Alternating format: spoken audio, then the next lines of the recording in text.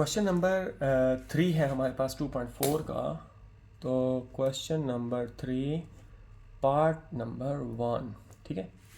Part number 1 क्या कह रहा है? पार्ट नंबर 1 कह रहा है alpha cube beta square plus alpha square beta cube. ये पार्ट हमें बता रहा है कि इसकी वैल्यू फाइंड आउट करनी है। और इक्वेशन दी हुई है l x square plus m x plus n which is equal to 0। ठीक है जी।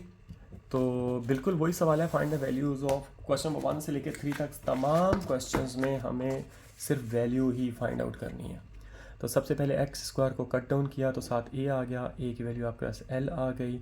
एक्स को कट डाउन किया, बी आ गया आपके पास, और सी की वैल्यू तो है ही एन। ठीक है जी।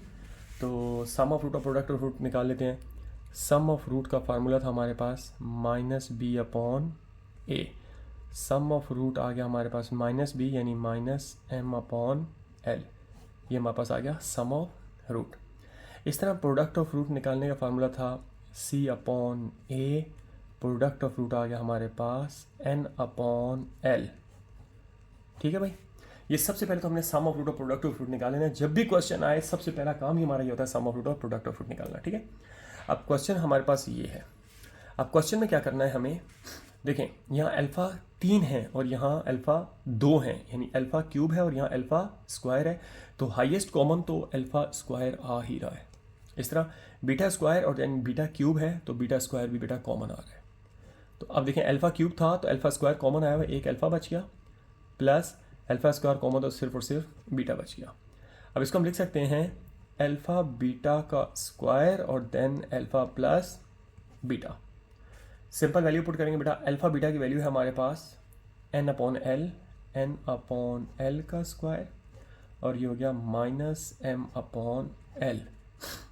दोनों को मल्टीप्लाई करेंगे एन स्क्वायर हो जाएगा, N square upon L square, और multiply by minus M upon L. दोनों का आपस में जस्ट मल्टीप्लाई कर दें, minus M N square upon L cube. ठीक है। देखिए कितना सिंपल पार्ट है, देखने में बड़ा मुश्किल लग रहा है लेकिन है कितना सिंपल है। सिर्फ क्या है कि अब आपके कॉन्सेप्ट डेवलप हो चुके होंगे। ठीक है। चलें इसी के पार्ट नंबर 2 पे चलते हैं। पार्ट नंबर 2 है 1 upon alpha square plus 1 upon beta square. अच्छा भाई, अब क्या करना है हमें, सिंपल एलसीएम लेंगे। अल्फ़ा स्क्वायर भी एलसीएम आ गया और बीटा स्क्वायर भी एलसीएम। ये इंपॉर्टेंट पार्ट है क्वेश्चन नंबर 2 का, पार्ट नंबर 4, और ये वाले दोनों इंपॉर्टेंट पार्ट हैं। ठीक है।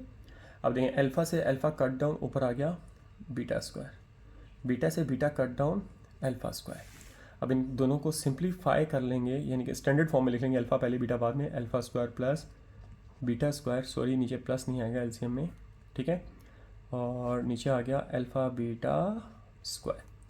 तो फिर देखें वही पैटर्न, जब जब ये दो चीज़ें नज़र आएंगे तो आप क्या करेंगे, add and subtract to alpha beta. ठीक है जी। तो आ जाए ज़रा ऐड करते हैं बेटा। ऊपर है alpha square plus beta square plus 2 alpha beta minus 2 alpha beta upon alpha beta का स्क्वायर। अब इससे हुआ क्या, alpha square plus beta square plus 2 alpha beta, तो ये बन गया अल्फ़ा प्लस बीटा का होल स्क्वायर माइनस का 2 alpha beta upon alpha beta का square. 9 put the value, alpha plus beta है तो alpha plus beta value minus M upon L है, तो माइनस एम अपॉन एल का स्क्वायर। ठीक है जी। Minus 2 N upon L, upon में लिखा हुआ है अल्फ़ा बीटा यानी कि एन अपॉन एल का स्क्वायर। ज़रा खोल लेते हैं। माइनस का स्क्वायर है तो प्लस में खुलेगा m square upon L square minus 2n upon l. इसको ऊपर ले जाए बेटा, multiply by l square upon n square. समझ आ रहा है? चलिए अब इसको उठा लेते हैं, यहाँ कर देते हैं ये पार्ट बाकी रिमेनिंग। देखें इनका एलसीएम ले लेंगे, एल स्क्वायर है और एल है तो एलसीएम आ गया हमारे पास एल स्क्वायर। ठीक है जी।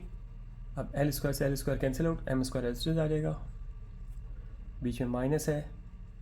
यहाँ देखिए यहाँ क्या एल है और यहाँ एल स्क्वायर, तो एक एल से एक एल कट डाउन, एक एल बचेगा न्यूमरेटर से मल्टीप्लाई आ जाएगा 2n l।